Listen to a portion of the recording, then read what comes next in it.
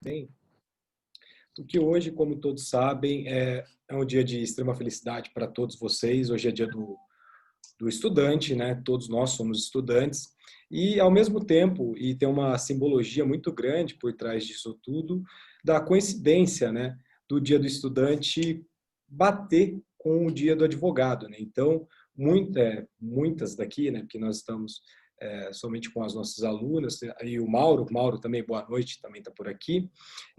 Imaginemos que daqui a um ano vocês já provavelmente já terão passado no exame da ordem, mais ou menos nessa época do ano, e daqui a um ano e meio vocês também já estarão aí na prática, muitos também na prática da advocacia. Amável, boa noite.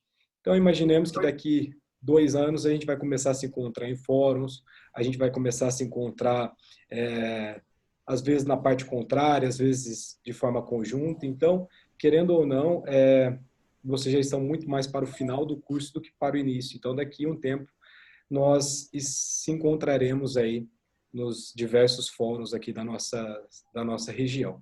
Mas por que eu falo dessa coincidência? É que eu queria compartilhar uma coisa com vocês, bem breve, tá? Não quero ocupar muito a aula com isso, mas deixa eu só achar aqui rapidinho o porquê dessa simbologia, né? Vocês estão vendo aí, né? 10 mandamentos do advogado.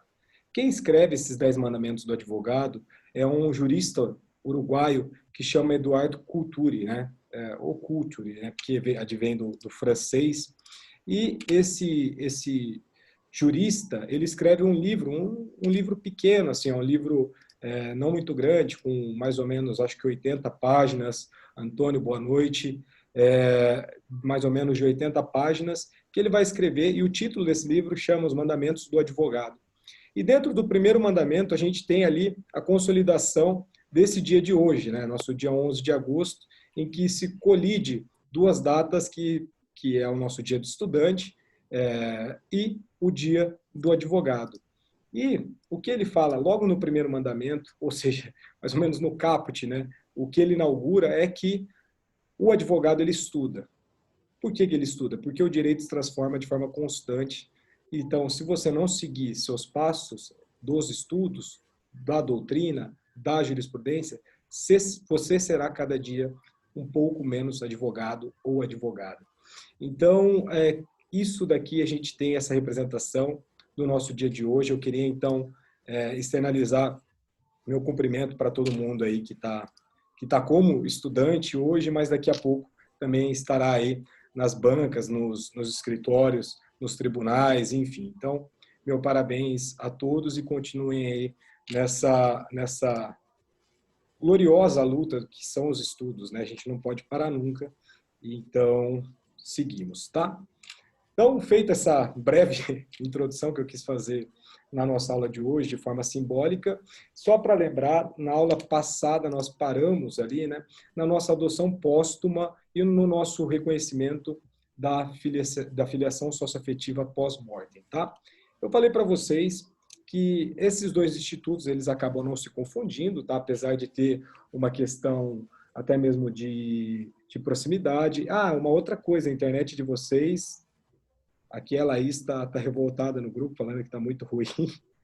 Enfim, mas a aula vai ficar gravada, tá?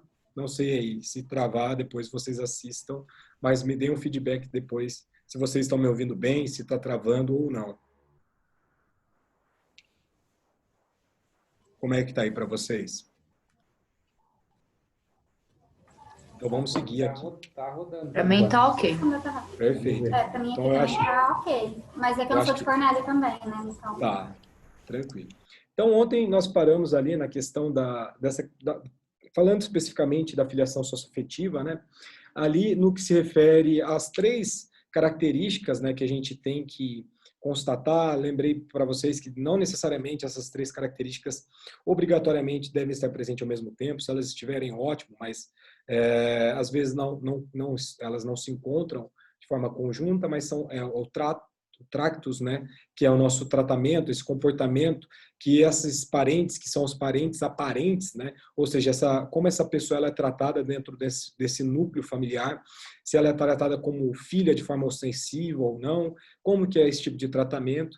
Também o nome, né, que é o nome que essa pessoa se auto-atribui, se ela, vamos imaginar assim, qualquer forma de apresentação, qualquer forma de manifestação, ela acaba se apresentando, Beatriz, boa noite, se ela acaba se apresentando com o nome ali dos pais, e também a fama, né, essa repercussão dentro dessa sociedade que essa pessoa está inserida, e aí, dentro dessas três características, né, desses três tipos de comportamento, a gente tem a possibilidade do reconhecimento do vínculo de filiação, tá? Eu falei para vocês também que a nossa questão dessa busca do reconhecimento da filiação socioafetiva era algo que não era comum, né? A gente preservava muito a questão da investigação de paternidade, mas apenas e somente para o reconhecimento dessa filiação biológica, né? E não o reconhecimento socioafetivo, mas nós começamos ali a ter um amplo crescimento nesse tipo de reconhecimento de paternidade e de filiação, que é a nossa socioafetividade, e essa socioafetividade ela pode ocorrer tanto durante a vida dessas pessoas, quanto também após a morte de quem desempenha essas funções parentais, né? E o fato do autor dessa ação ter um pai registral, isso não quer afastar, não quer dizer nada ali, e não vai impedir o reconhecimento de eventual filiação socioafetiva e, consequentemente, uma declaração de multiparentalidade, né? Então, eu até lembro agora a questão que eu coloquei para vocês acerca da possibilidade da sucessão através da multiparentalidade.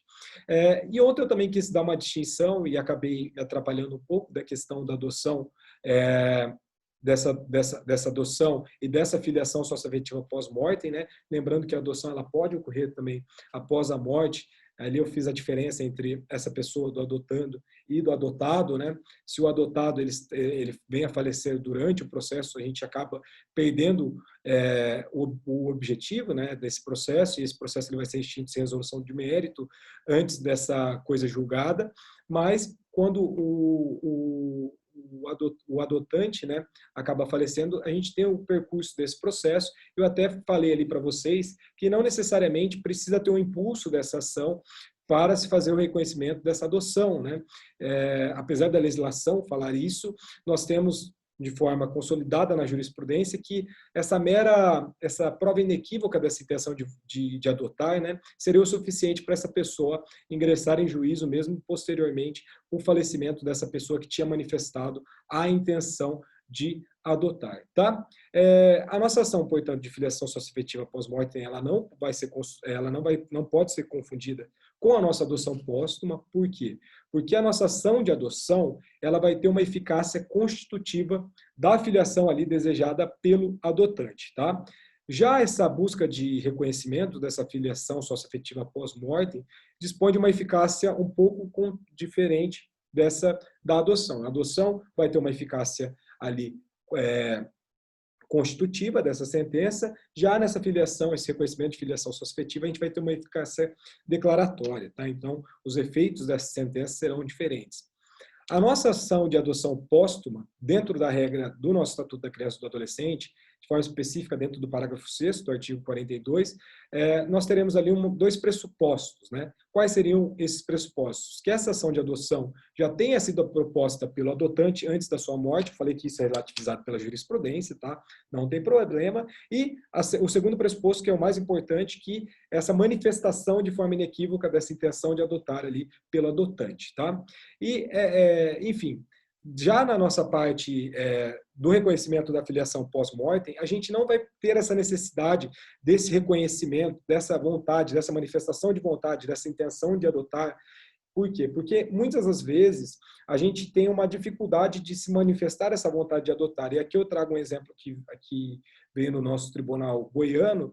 Por quê? Porque quando na morte do cunhado, a irmã e a filha de eternidade, né, eternidade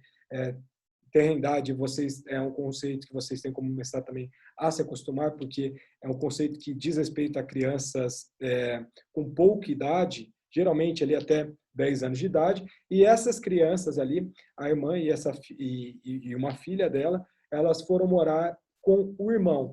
E esse tio acabou sempre desempenhando esse papel de pai, enfim, de forma reconhecido por toda a sociedade, por toda a comunidade ali, e essa sobrinha, ela foi, sim, tratada como filha desse tio, né?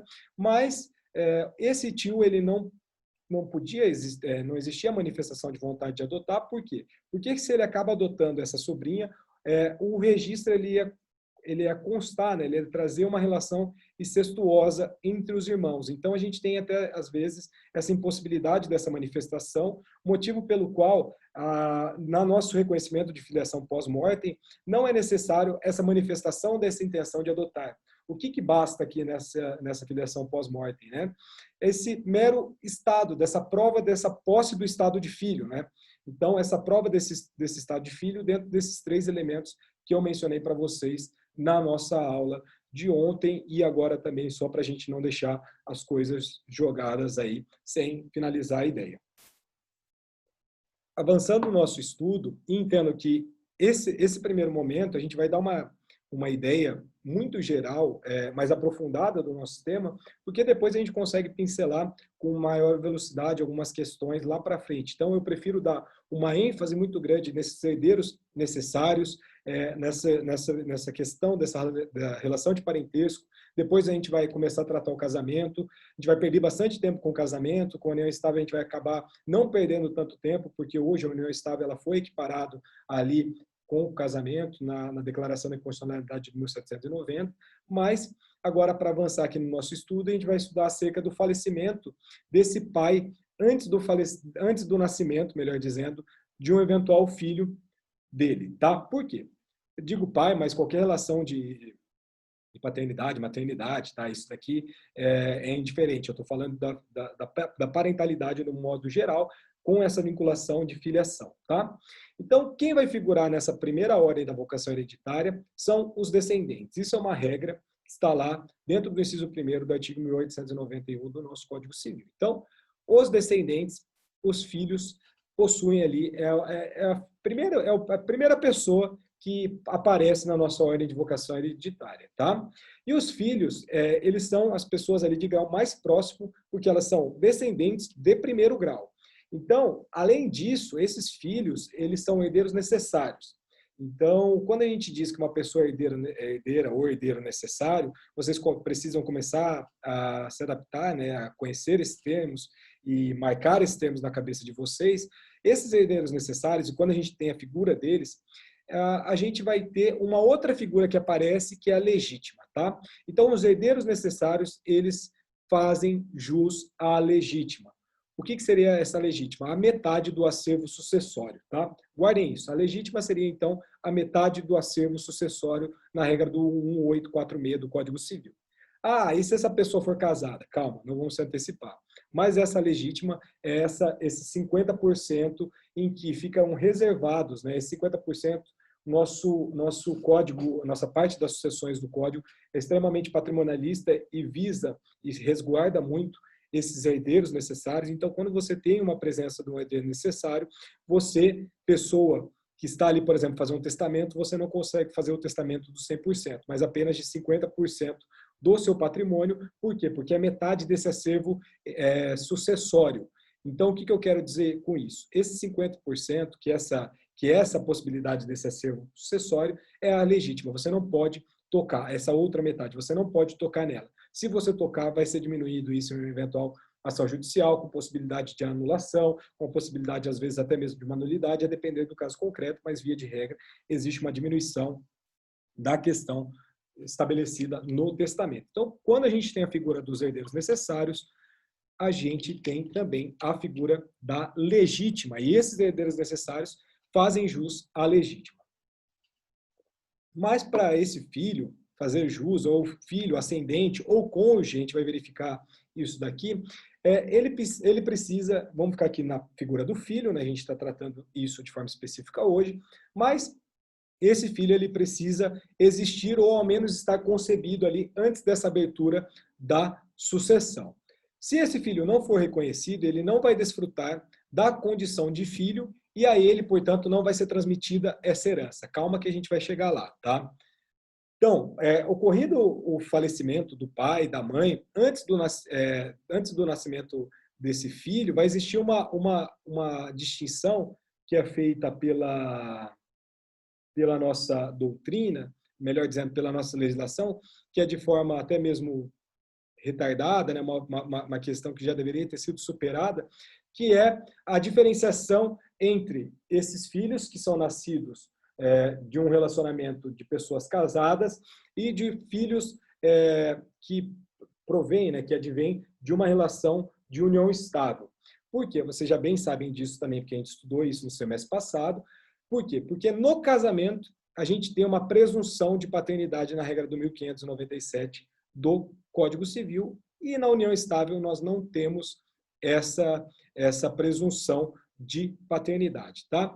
Então, imaginemos uma primeira hipótese que esses pais eles eram casados, a mãe ali dentro da posse desse estado, dessa certidão de nascimento, melhor dizendo, dessa certidão de casamento, ela pode pegar essa certidão de casamento, ir lá no registro das pessoas naturais e requerer o registro ali do filho de forma extrajudicial diretamente no cartório, tá? Isso se a pessoa for casada. Mas, se os pais viviam em união estável, o que vai ter? A gente vai ter uma coisa um pouquinho diferente. Por quê? Para obter o reconhecimento dessa paternidade, vai ser necessária a propositura de ação de investigação de paternidade cumulada com uma petição de herança. A gente vai estudar essas questões processuais mais para frente, bem mais para frente, mas a pessoa ali, a mãe, nesse caso, ela vai ter que ingressar em juízo, propondo uma ação de investigação de paternidade cumulada com a petição de herança, requerendo ali a reserva dos bens para assegurar o recebimento desse quinhão, desse filho aí que nasceu posteriormente ao falecimento desse pai. E vale lembrar aqui para vocês também que a nossa ação de investigação de paternidade ela vai ter uma eficácia declaratória e o reconhecimento dessa possibilidade, desse reconhecimento, dessa filiação, vai retroagir ali, essa eficácia retroage à data da concepção desse filho. Então, quando a gente revela a filiação, esse filho ele vai adquirir a qualidade de herdeiro na regra do artigo 1798 do Código Civil. E se o reconhecimento, e aqui uma dúvida, né, ocorreu depois de já ter finalizado a partilha desse acervo hereditário, né, desse acervo patrimonial deixado por esse decurso, como ficaria esse filho que teve o reconhecimento dessa paternidade? Porque imagina, foi feito ali um inventário, já foi distribuído todo o patrimônio para os outros herdeiros, e como é que fica a figura desse filho? Imaginemos que você ingressou em juízo posterior a essa ultimação dessa partilha, né? Essa partilha já foi realizada. Então, o que vai ter que ser feito? Olha a complexidade disso, né? Essa partilha que foi feita anterior a esse reconhecimento da filiação vai ter que ser anulada para contemplar esse novo herdeiro que foi reconhecido. E também vale ressaltar que esse novo herdeiro ele fará sim jus a todos os bens e a todos os frutos e rendimentos a partir da abertura da sucessão. E a gente vai entender que a abertura da sucessão ocorre ali na hora do falecimento dessa pessoa, tá? E se esse pai tiver feito um testamento, por exemplo, também a gente vai ter a questão do rompimento desse testamento. Então, olha que questões que podem prejudicar ali todo um inventário, toda uma abertura de um testamento, em detrimento dessa filiação posterior ao falecimento desse pai, mas assim, entendo que o nosso código ele protege também essa figura e, por exemplo, nessa questão de rompimento do testamento, a gente tem uma regra específica também dentro do nosso Código Civil, está exposta lá no artigo 1973 do Código Material. E a nossa outra possibilidade que a gente tem e que é admitida é a nossa ação investigatória avoenga, né? Lembre-se que a gente tem a ação de alimentos avoenga, mas a gente tem a nossa ação investigatória avoenga. Por quê? Porque a gente não, imaginemos ali, uma não possibilidade desse reconhecimento, dessa filiação da paternidade pelo pai direto, né? E não tendo filho e não tendo esse filho reconhecido, esse neto, enfim, o que pode ser feito? Você pode ingressar com uma ação ali contra os descendentes desse descendente contra o avô, contra a avó, visando ali a declaração de vínculo de paternidade desse pai pré-morto. E essa procedência dessa demanda permite também que os netos representem o pai, por exemplo, na herança do avô. Então, a gente vai estudar direito de representação com uma profundidade absurda, mas vale ressaltar aqui a questão desse reconhecimento de filiação para a relação avoenga, tá? Então, mesmo efeito se aplica para o pai de forma direta, esse filho que também foi reconhecido posteriormente, ele pode fazer ali essa petição para fazer a representação do pai em caso de óbito do avô, tá? Mas isso a gente vai estudar direito de representação de forma mais específica mais para frente também, então fiquem tranquilos quanto a isso. E a partir de agora, superada essa questão da relação de parentesco, entenda que dentro dessa questão dos herdeiros necessários, nós temos os descendentes, os ascendentes, e agora a gente vai aparecer uma outra figura que é o nosso cônjuge, né? Hoje, especificamente, o cônjuge e talvez na próxima aula o companheiro, que foi equiparado aqui com o cônjuge para efeitos sucessórios, depois de uma longa luta, né? E acertadamente o STF, em 2017, fez esse reconhecimento dessa declaração de constitucionalidade do 1790 do Código Civil. Então, falando que está travando, ouvi uma frase inteira sem cortar o áudio, galera, fica tranquilo, depois eu subo.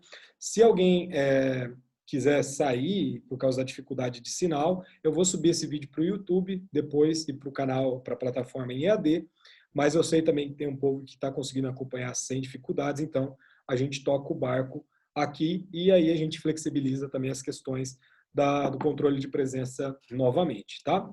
Então, sem mais delongas, a gente vai começar a estudar essa questão do casamento. Por quê? Como eu falei para vocês, a nossa sucessão ela não vai ocorrer somente ali com esses parentes, tá?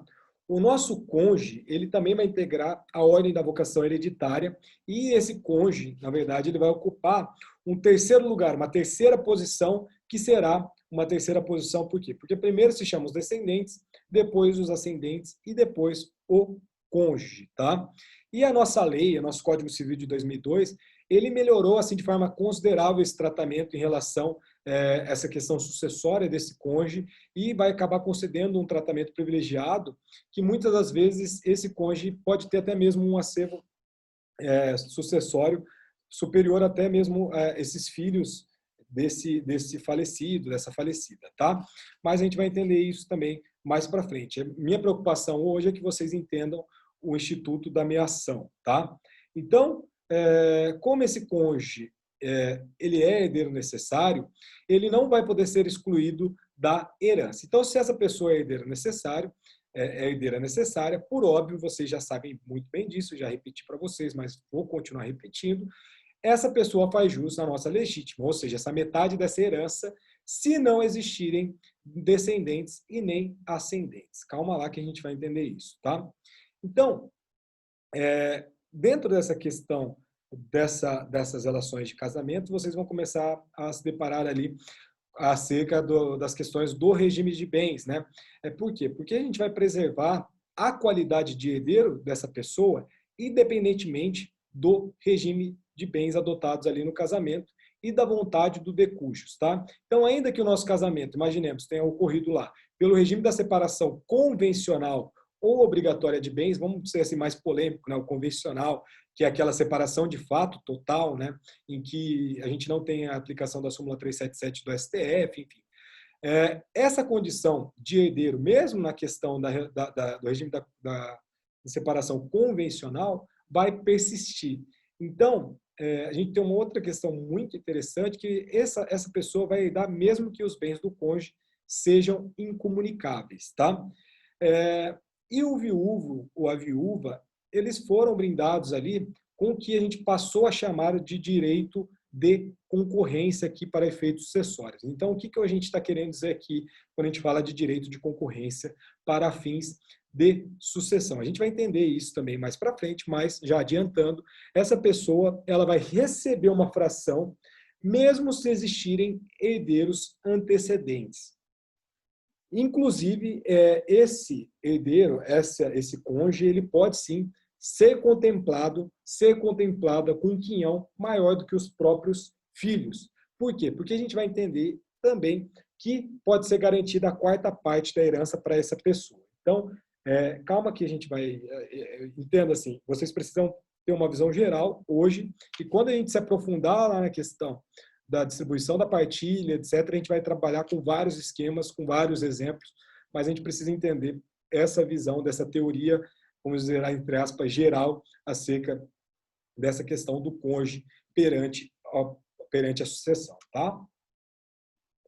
Então, dentro quando essa concorrência com os descendentes, essa pessoa pode até mesmo ser garantida uma quarta parte dessa herança, e quando a gente tiver a concorrência ali com os ascendentes, esse cônjuge, ele concorre sempre, independentemente de qual for o regime de bens, tá? Então, marquem isso na cabeça de vocês, guardem isso, e quando a gente estiver estudando lá, a gente vai retomar este ponto aqui, tá? E agora a gente entra no ponto que eu quero me aprofundar mais com vocês na aula de hoje, que é um importante instituto, que é o Instituto da Meação.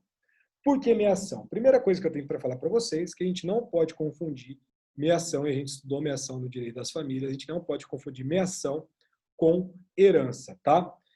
Meação e herança são institutos diversos, porque, seja no âmbito do direito sucessório e dentro da nossa questão da herança, e na nossa questão da meação, a gente vai estar pertencendo, nós estaremos pertencendo lá no âmbito do nosso direito das famílias, e dentro do direito das famílias a gente vai ter essa questão do condicionamento ao regime de bens adotados pelo casal.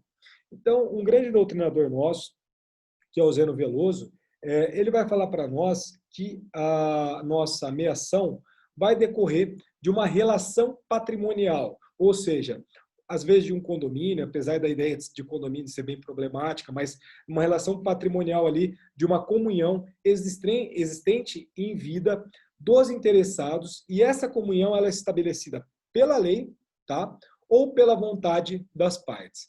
Então, a nossa sucessão hereditária, por sua vez, vai ter ali uma origem na morte, e essa herança ela será transmitida aos sucessores conforme ali as previsões legais, que a gente chama sucessão legítima, ou a vontade do testador, que é a nossa sucessão testamentária. Então, a gente tem uma distinção completa entre a figura da meação, entre o Instituto da Meação e o Instituto da Herança, tá?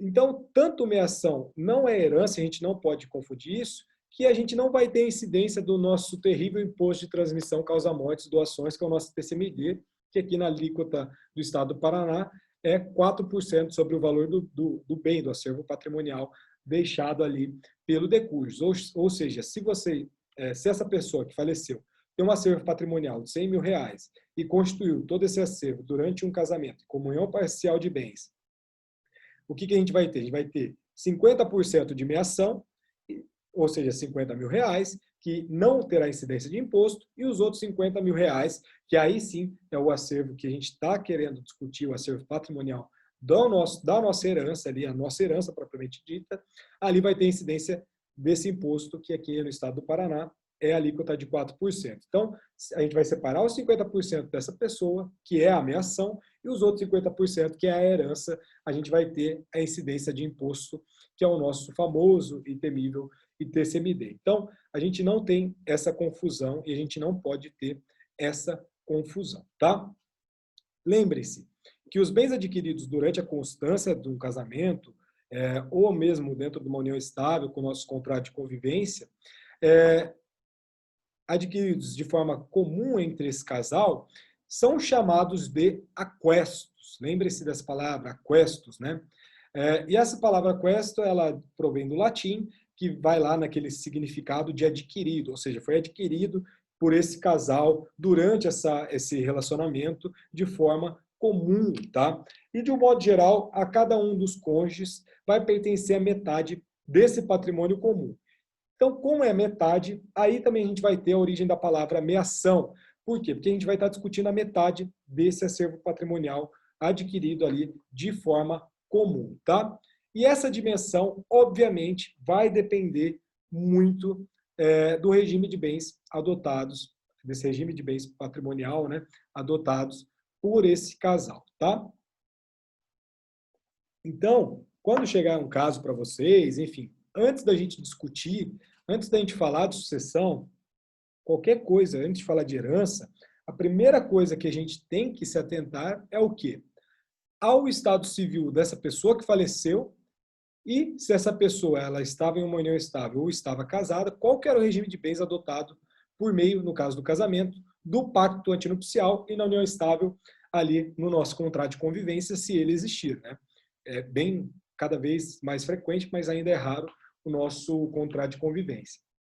Então, esse de cujus, ele era casado ou não? Se sim, qual que era o regime de bens que foi adotado para ele lá, por ele, lá no pacto antinupcial? E aí, quando a gente consegue enxergar isso, nós saberemos qual que é a extensão dessa herança. Então, além disso, a gente vai tentar decifrar, né? A gente vai colocar todos os bens na mesa e vai ver, por exemplo, existe algum bem que foi adquirido de forma individual, que é o nosso patrimônio particular, às vezes ali, só para dar um exemplo, na nossa comunhão parcial adquirido antes do casamento, se existe uma comunhão desses aquestos, né? Ou se esses bens eles foram adquiridos durante o casamento, ou se são exclusivos de cada um desses consortes, se ele adveio de adoção, se ele adveio de doação, se ele provém de um inventário, enfim, você precisa analisar tudo isso antes mesmo de você chegar na questão da herança. Então, você precisa identificar se o patrimônio é todo dessa pessoa que faleceu ou se parte desse patrimônio pertence a essa pessoa que é a pessoa do viúvo ou da viúva, e se tiver ali um patrimônio comum, né, claramente a gente vai ter o nosso instituto da meação incidido, tá? Então, avançando aqui na nossa questão, só para retratar para vocês, imaginemos que ainda que não integre a esse acervo que a gente está querendo tratar, que é o nosso acervo hereditário, a nossa meação, ela, de forma gritante e é fundamental, ela é necessária, né? Ela vai fazer parte do inventário. Por quê? Porque a separação dos bens que integram essa meação desse cônjuge sobrevivente ocorre quando? Ocorre quando for feita a partilha desse inventário, tá? Então, por mais que a gente tenha ali uma meação que às vezes a gente nem vai, assim, para essa meação fazer sentido, vai ter que ser feita a partilha. E essa partilha, ela só vai ser feita dentro do inventário. Então, ainda que esse acervo não integre ali esse acervo patrimonial hereditário, essa meação, ela necessariamente acaba fazendo parte do inventário dessa pessoa que faleceu, tá? Então, o que eu estou querendo dizer aqui é que se essa pessoa, né, se esse autor da herança, se essa autora da herança era casado, era casada, enfim, antes da gente pensar nessa divisão, o que a gente precisa enxergar é a existência desse regime de bens para excluir a questão da meação do cônjuge. Posteriormente, a gente vai identificar se se essa pessoa que faleceu, ela possui ou não herdeiros necessários. Por quê? Porque a metade da herança é reservado para essas pessoas que se identificam como herdeiros necessários e, novamente, o nome para que a gente dá para isso é a nossa legítima, tá? E isso é muito simples da gente entender. Por quê? Porque, imaginemos, falece uma pessoa que era casada pelo regime ali da nossa comunhão universal de bens, ou a comunhão parcial, ou a nossa participação final dos aquestos, mas antes de nada, antes de tudo, antes de qualquer questão, a gente vai precisar ali separar a meação desse cônjuge sobrevivente. Dentro do regime da comunhão universal, essa meação será calculada sobre todo o patrimônio, tá? Entenda, regime da comunhão universal, essa meação é calculada sobre todo o patrimônio. Nos demais, a gente vai compreender a metade dos bens adquiridos durante o período de convívio, ressalvando aqui a questão do final dos aquestos, que às vezes a gente vai ter que indenizar, né? Lembre-se da figura da indenização na final nos aquestos, tá? Mas essa divisão, né, da meação, desses 50%, dessa metade desses bens adquiridos durante esse período de convívio entre essas partes, só não fará sentido no regime da separação convencional. Por quê? Porque no regime da separação convencional dos bens, não há bens em comum desse casal. E vale ressaltar, mais uma vez, isso precisa ficar claro para sempre na cabeça de vocês, que no nosso regime da separação obrigatória, lembra, a gente tem a separação obrigatória e a separação convencional. A separação obrigatória é algo estipulado pela lei, por exemplo, ali a flagrante inconstitucionalidade, mas a questão do casamento acima de 70 anos, e no regime da separação convencional, ele é estipulado ali pela conveniência das partes, né, pela vontade das partes, sem essa imposição legislativa, essa imposição por lei. Então, lá na separação convencional, a gente não tem essa divisão, mas no regime da separação obrigatória, que está prevista lá no nosso artigo 1641 do Código Civil, em decorrência da súmula 377 do nosso Supremo Tribunal Federal, que vai falar para nós que no regime da separação legal de bens, vai se comunicar esses bens adquiridos na constância desse casamento, vai ser sim assegurada a ameação dessa pessoa, desse cônjuge sobrevivente, tá? Desse viúvo, sem a necessidade, vale ressaltar sempre também, sem a necessidade de se fazer prova desse esforço comum que é presumido, tá? Isso em decorrência da nossa súmula 377, apesar também daquela gigante discussão se é, sim, presumida ou não esse esforço comum. No meu ponto de vista, e seguindo aqui doutrinadores que eu confio, né, que atuam mais diretamente na parte das famílias, eles apontam pela desnecessidade de se fazer prova do esforço comum na regra do 377, da súmula 377 do STF, tá? Então, para a gente fazer para dimensionar essa herança dessa pessoa, primeiro a gente exclui a ameação dessa pessoa, desse companheiro que sobreviveu, né, desse cônjuge sobrevivente, e o que restar dali, a gente vai chamar, e aqui um outro termo que vocês têm que registrar, monte mor. O que é esse monte mor? É a ameação dessa pessoa que faleceu e mais os seus bens particulares. Monte mor. Ameação dessa pessoa, desse falecido, e mais os seus bens particulares. Dos bens dessa herança, a metade vai corresponder à legítima dos herdeiros necessários e o que sobra, ou seja, essa quarta parte desse total desse patrimônio, é que vai constituir a porção disponível de que o titular pode dispor do jeito que bem entender por meio de testamento. Então, eu vou fazer aqui mais uma vez aquela tentativa, aquele esquema de compartilhar o quadro aqui com vocês e vou tentar reproduzir, através de um desenho, o que eu estou querendo passar aqui para vocês. Imaginemos, deixa eu só achar aqui o desenho. Isso daqui é um patrimônio adquirido por determinada pessoa, no modo geral. A gente não está discutindo ainda ameação, não está discutindo nada. Então, chega lá no seu escritório, essa pessoa que acabou falecendo, que deixou um patrimônio de 100 mil reais, tá? Então, chegou lá no seu escritório isso daqui. Primeira coisa, chegou no seu escritório, eu digo, bateu nas portas também do Poder Judiciário, enfim. Chegou lá, 100 mil reais. Primeira coisa que a gente vai verificar, essa pessoa, ela era casada no regime de comunhão,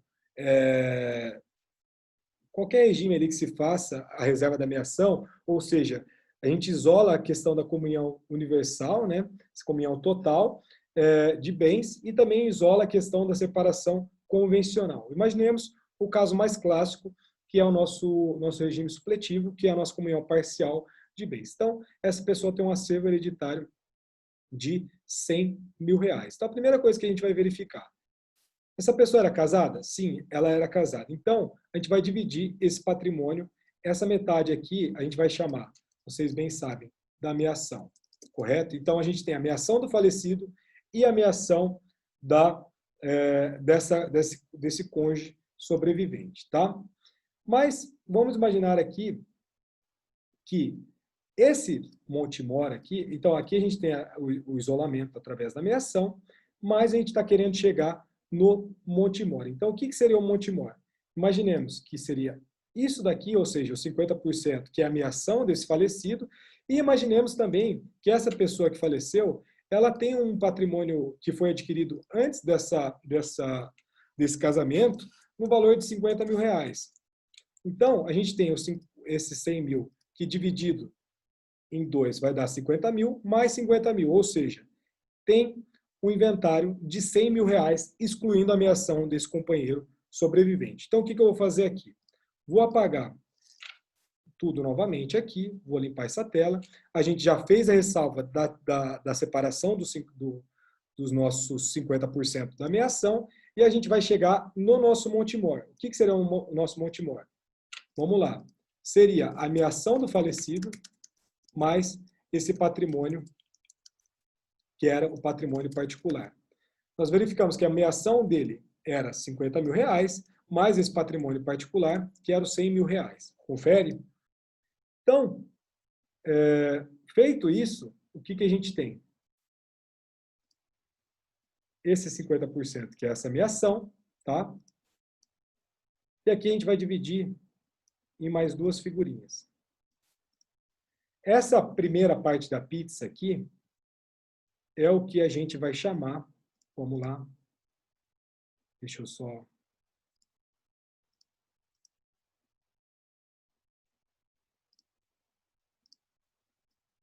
Isso daqui vai se chamar de legítima. Ou seja, essa pessoa ela tinha herdeiros necessários. Então, a gente vai fazer o destaque dessa porcentagem, por quê? Essa pessoa ela tem herdeiros necessários, então aqui a gente tem a ameação, a figura da ameação, a gente separa a legítima, e também aqui a gente vai ter esse patrimônio, que é esse patrimônio que a gente chama, que é o patrimônio que ela pode testar, né? Ou seja, esse patrimônio disponível. Então, esse 50% que é da legítima, a gente já reservou para a pessoa que era companheira. Confere? Aqui a gente tem a legítima, ou seja, isso daqui, essa pessoa ela não pode fazer o uso de forma alguma para testar isso, tá? E aqui a gente tem o nosso patrimônio disponível, ou seja, desse 1/4 desse patrimônio, essa pessoa pode fazer o uso como ela bem entender. Ela pode doar, ela pode fazer, enfim, pode doar, por exemplo, para herdeiros necessários, e aqui a gente vai ter uma antecipação da legítima, mais o nosso monte mor é a ameação do falecido e mais os seus bens particulares. Dos bens da herança, a metade desses bens vai corresponder à legítima desses herdeiros necessários, e o que sobrar, como eu mostrei ali para o desenho de vocês, será a 4ª parte total do patrimônio, e essa 4ª parte total desse patrimônio vai constituir a porção disponível desse falecido. E esse titular ele pode dispor do jeito que bem entender por meio de testamento. Então, se o testador, por exemplo, deixar os bens a uma pessoa, isso não vai significar que o herdeiro que foi instituído vai receber todo o acervo patrimonial. Então, dentro desses 25%, porque a gente tem ali 100% desse patrimônio, a gente reserva 50% desse patrimônio porque ele vem da ameação, ou seja, 50% pertence ali à viúva, vamos imaginar, e aí a gente tem os outros 50%. Confere? Desses outros 50%, a gente vai ter metade desse patrimônio reservado aos herdeiros necessários, imaginemos filhos, e a outra metade estará disponível ali para essa pessoa testar. Ou seja, esse 1/4 desse patrimônio, ele poderá dispor da maneira que ele bem entender. Então, imaginemos que dentro dessa possibilidade, ele tinha lá 150 mil, foi feita a divisão de 50 mil para ameação, a gente reservou esses 50 mil da ameação. Colocamos um bem comum ali, né? Esse bem comum, esse bem particular, ele não vai entrar na ameação. Então, como ele não vai entrar na ameação, a gente vai pegar esse bem individual, esse bem particular, vai somar a ameação deixada por esses decujos, ou seja, 50 mil mais 50 mil, e ali a gente vai fazer a distribuição disso. Via de regra, de qual forma? Vai ser feita a possibilidade desses decujos dispor de 50%, ou seja, como a gente está fazendo a separação da ameação dessa pessoa, já separamos a ameação, então já afastamos os 50%, nós voltamos então dentro da possibilidade dos 100%. Dentro desses 100%, 50% obrigatoriamente, em decorrência da legítima, será reservado para os herdeiros necessários. Então, 50% ou 1/4, dependendo ali se você fez a divisão da ameação ou não, será reservado para os herdeiros necessários. E a outra metade, esses outros 50%, a pessoa pode dispor da maneira que bem entender. Então, eu espero que vocês tenham compreendido, ficou um negócio meio confuso. Se precisar, a gente volta aqui, a gente repete até vocês entenderem, tá? Mas, basicamente, o que a gente faz? A gente separa a ameação dessa pessoa dentro dos 100%, dentro dos 100%. A gente vai separar a ameação desse companheiro sobrevivente, e ali vai restar os outros 50%. Dos outros 50%, a gente vai dividir 25% para a legítima, quando essa pessoa tiver herdeiros necessários, e os outros 25% para o patrimônio disponível, ou seja, a pessoa vai poder usufruir desse patrimônio como bem entender. Então, essa pessoa ela pode fazer a disposição através do testamento para doar para quem bem entenda, para uma instituição, para uma outra pessoa. E essa pessoa ela não pode reclamar, esse herdeiro necessário não vai poder reclamar. Por quê? Porque a legítima dele, esse 50%, está preservada, tá? Então, esse 50% ele está preservado, então a gente tem dentro do nossa sistemática civil a impossibilidade dessa pessoa, desses decujos, através de um testamento, dispor desse 100%, né? Ou seja, desse 100% ou desse 50% se a gente não fizer a separação da meação. Então, por quê? Porque se for feita o testamento dispondo desse 100%, o que vai acontecer? A gente vai diminuir para atingir ali os 50%, que é a legítima. A gente tem que assegurar a legítima quando nós estamos diante dos herdeiros necessários, os herdeiros necessários, descendente, ascendente e cônjuge, tá? Então, na figura do cônjuge, o cônjuge, e aí depois a gente vai entender, por exemplo, no regime da comunhão parcial, o cônjuge ele vai concorrer com esses herdeiros descendentes de forma igual, quando a gente estiver diante de bens particulares. Então, dentro desse exemplo que eu dei para vocês, desse acervo patrimonial de R$50 mil que foi adquirido anterior ao casamento, que se deu pelo regime da comunhão parcial de bens, o que vai acontecer? Vai ser feita a concorrência dessas 3 pessoas. Imaginemos que essa pessoa tem 2 filhos, um filho. Vai ser feita a concorrência desses filhos com esse cônjuge sobrevivente, para bens particulares, tá? Para bens que foram constituídos de forma comum, não se tem isso, por quê? Porque a gente já fez a divisão de 50% em decorrência da meação. Tranquilo? Vale destacar também, por exemplo, se o cônjuge ele foi declarado indigno, né? Esse cônjuge ele fica sujeito a perder tanto o direito de concorrência como o direito à herança, tá? Como, por exemplo, a gente vai verificar, se esse cônjuge for o único herdeiro, ou seja, não tem descendentes e não tem ascendentes, esse cônjuge vai herdar todo esse patrimônio dessa pessoa que faleceu, tá? Mas ele pode ser visto como indigno, e se for visto como indigno, a gente vai ter o afastamento disso, mas, no entanto, e aqui tem uma discussão importante, se essa pessoa for vista com indignidade, essa pessoa não vai perder o direito à meação, ainda vai prevalecer também um entendimento que é muito polêmico. Por exemplo, se o cônjuge matou o sogro, né, será que persistiria o direito de receber a meação, né, acerca desses bens comuns? Mas a gente já tem uma consolidação também na jurisprudência, excluindo esse direito, né, que é uma coisa muito mais coerente. Ou seja, se a pessoa matar esse companheiro, ou, enfim, não faz sentido ela ter direito à meação e também não faz sentido ela ser, por exemplo, a herdeira, nesse caso, tanto no direito de concorrência, ou se ela for a única herdeira para receber esse patrimônio, também não faz sentido. Então, por mais que se admita, a legislação se admite a questão da meação, a gente tem um afastamento disso pela jurisprudência de uma forma muito mais coerente, tá? Estamos em 20 horas e 18 minutos. Não vou começar o outro tópico, porque eu acho que vai acabar ficando pela metade. Então, a gente deixa esse outro tópico para depois.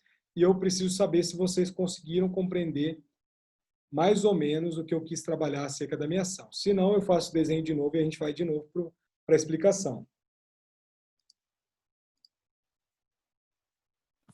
Por mim, ótimo, prof.